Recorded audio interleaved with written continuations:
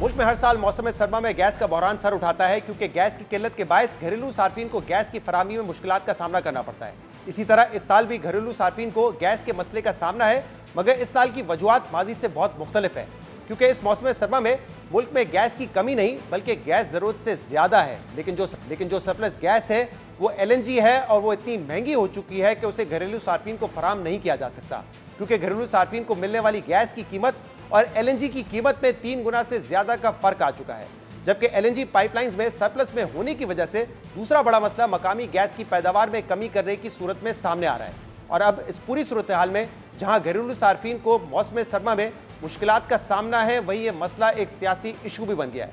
जहां हुकूमत की इत्तेहादी पीपल्स पार्टी ने नून लीग की वफाकी हुकूमत पर तनकीद की है।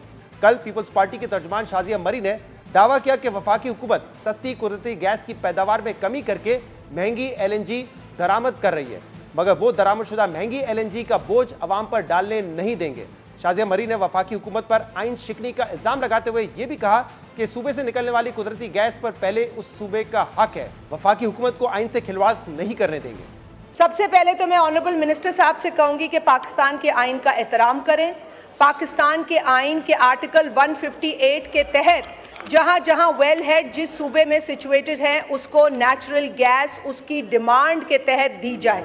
और LNG जिस पे आप बार बार जिद करके हमें बता रहे हैं, हम तो आपसे सिर्फ ये कह रहे हैं कि विंटर मंथ्स में जहां डोमेस्टिक कंज्यूमर्स की ज़रूरत डिमांड बढ़ चुकी है, ख़ास तौर पे सर्द इलाकों में जहां हीटिंग की ज़रूरत है और हर एक को कुकिंग के लिए गैस चाहिए, डोमेस्टिक कंज्यूमर्स को गैस नहीं मिल रही है इस वक्त। Sir, I reject the ridiculous idea of bringing the imported gas and local gas on at one price.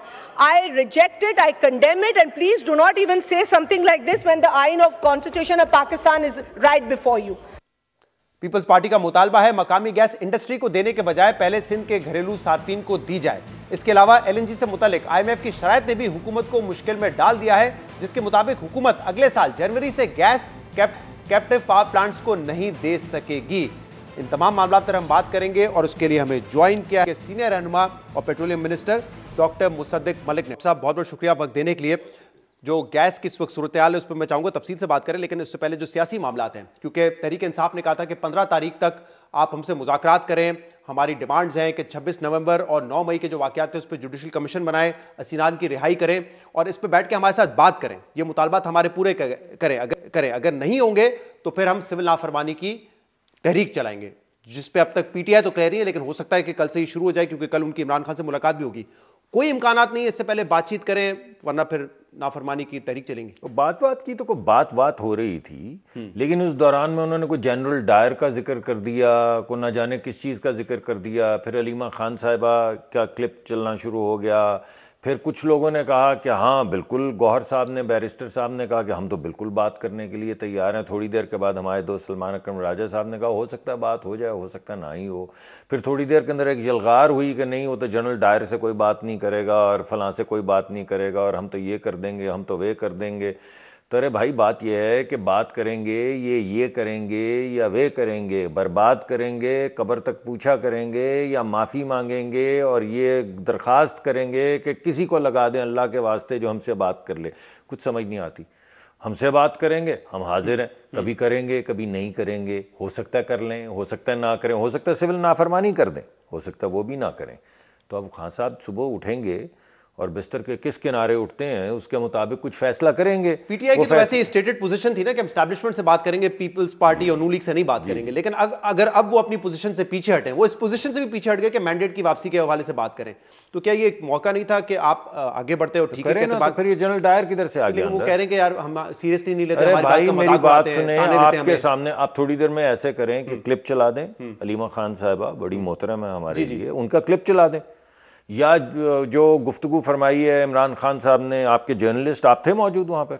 नहीं, मैं नहीं जाता जो मैं माफी चाहता हूँ, मैं एक दफा गया हूँ जी, मियां नवाज शरीफ साहब जब जेल में थे, उनसे बड़ी आपकी जर्रा नवाजी, तो एज ए जर्नलिस्ट गया था जी, मेहरबानी आपकी। लेकिन अगर आप अब भी चले जाते तो जो उन्होंने गुफ्तगू फरमाई वो आपके सामने आ जाती। अब आप बताइए कि वो परसों बैठ के जर्नलिस्ट से जो उन्होंने गुफ्तगू फरमाई है उसमें उन्होंने क्या कहा कि बात करनी है या नहीं करनी? तो जब वो कह रहे हैं कि मैंने बात नहीं करनी, जिक्र कर रहे हैं और जर्नैलों का, यजीद का जिक्र कर सकते थे, फिरौन का जिक्र कर सकते, मगर उन्होंने किसी जर्नैल का नाम जरूर डालना था अंदर कि जनरल डायर और ना जाने क्या क्या, और फिर ट्वीट्स कर रहे हैं, तो फिर बात किससे करेंगे? सही। तो आपको लगता है कि वहां से एक संजीदगी या क्लैरिटी नहीं है, इसलिए आप लोग क्लैरिटी नहीं है उसकी वजह कि एक दिन मैंने 2 या 3 प्रोग्राम किए और हर जो गेस्ट था उसका मौकफ मुख्तलिफ था, और फिर एक प्राइवेट चैनल के अंदर उन्होंने जब क्लिप्स चलाए तो तीनों क्लिप्स मुख्तलिफ। ये बात दुरुस्त, हमने भी कल इस पर बात की थी कि कोई कहता है कि मशरूत है, कोई कहता है कि गैर मशरूत डायलॉग करना चाहता है। जरा गैस का जो मामला है उसमें पीपल्स पार्टी आपसे सवाल कर रही है कि क्या वजह है कि जो मकामी गैस है उसकी प्रोडक्शन आपने कम रखी हुई है, और वो कहते हैं कि ये क्योंकि हमारा एक लीगल और आईनी राइट है तो गैस आप पहले सिंध की आवाम को दें, ना कि आप इंडस्ट्रीज और पावर प्लांट्स को दें। नहीं, क्यों नहीं, आवाम को क्यों नहीं देंगे?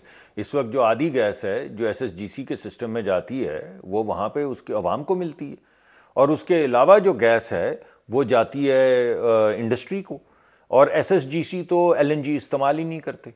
तो ये जो बंदिश आती है इससे जो ज़्यादा इफेक्ट होता है वो तो नॉर्दर्न एरियाज़ में होता है। अब मैं आपको बता देता हूँ कि इधर मसला पैदा क्या हो रहा है। इधर मसला ये पैदा हो रहा है भाई कि हमारे पास एलएनजी सरप्लस में है, एलएनजी को सरप्लस में है, यानी ज़्यादा है जी। जो हमने कॉन्ट्रैक्ट किए हुए हैं कतर से और दीगर मुख्तलिफ जगहों पे, वो हमसे गैस एलएनजी बिकती नहीं है।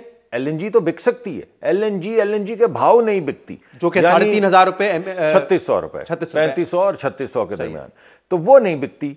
अच्छा, वो किसको बेचनी थी? जब ये एलएनजी ली गई तो उसमें फैसला ये किया गया कि ये पावर सेक्टर को बेची जाएगी।